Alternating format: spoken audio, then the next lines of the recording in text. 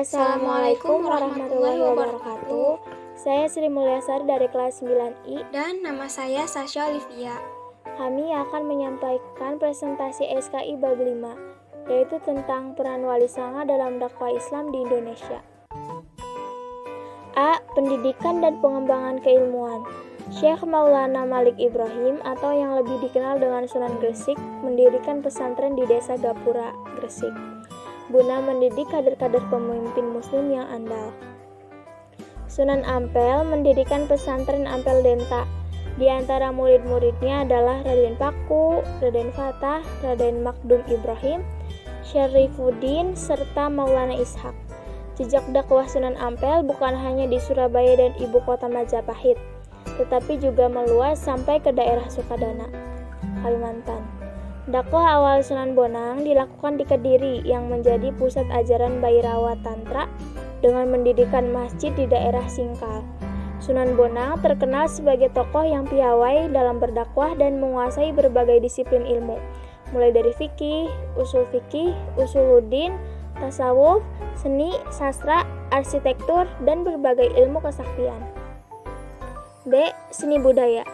Seni dan budaya tertentu disesuaikan dengan nilai-nilai ajaran Islam. Hal ini melalui proses asimilasi yang panjang sehingga melahirkan corak kesenian dan kebudayaan yang khas. Seni budaya merupakan sarana komunikasi dan transformasi informasi kepada masyarakat sebagai sarana dakwah yang terbukti efektif. Sunan Bonang dianggap sebagai pencipta gending pertama. Ia berdakwah di daerah Tuban dengan menggunakan media wayang dan gamelan sesuai dengan kegemaran orang Jawa. Adapun Sunan Giri adalah pencipta permainan anak bernuansa religius seperti jelungan, gending, jor gula, cublak-cublak suang, serta lir-ilir. Sunan Derajat adalah pencipta tembang Jawa, yaitu pangkor. Sementara itu, Sunan Kudus adalah pencipta gending, mas, kumambang, dan mijil. Kemudian Sunan Muria sangat piawai menciptakan berbagai tembang cilik jenis sinom dan kinanti yang berisi nasihat dan ajaran ketuhanan.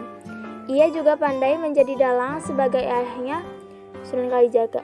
Sunan Kalijaga dianggap sangat berjasa dalam mengembangkan seni purwa atau wayang kulit, serta gamelan yang dimanfaatkan sebagai media dakwah Islam. Di samping itu, beliau juga mengembangkan seni suara, ukir, busana, pahat, dan kesusastraan.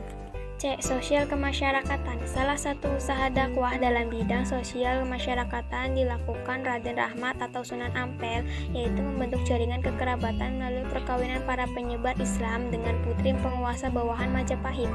Dengan cara tersebut, ikatan kekerabatan di antara umat muslim semakin kuat, termasuk dirinya sendiri yang menikahi putri Arya Teja, Bupati Tuban. Ia juga membuat peraturan yang membuat nilai-nilai ajaran Islam untuk masyarakat. Contohnya Molimo atau 5 larangan, moh madon, moh ngombe, moh madat, moh main, dan moh maling.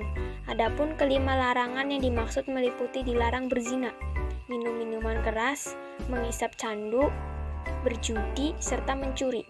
Sunan Derajat adalah sosok yang mempunyai kepedulian yang tinggi terhadap masyarakat, golongan ekonomi lemah, yaitu fakir dan miskin. Beliau senantiasa mengutamakan kesejahteraan umat, memiliki empati, etos kerja tinggi, serta kedermawanan. Sunan Derajat berusaha gigih untuk menciptakan kemakmuran dengan cara menjalin solidaritas sosial dan kerja bakti. Sunan Kudus dalam dakwahnya mengajarkan mengenai alat-alat kebutuhan rumah tangga, pertukangan, kerajinan emas, pandai besi, serta pembuatan pusaka. Beliau terkenal tegas dalam ilmu agama, tetapi tetap ramah dan toleran.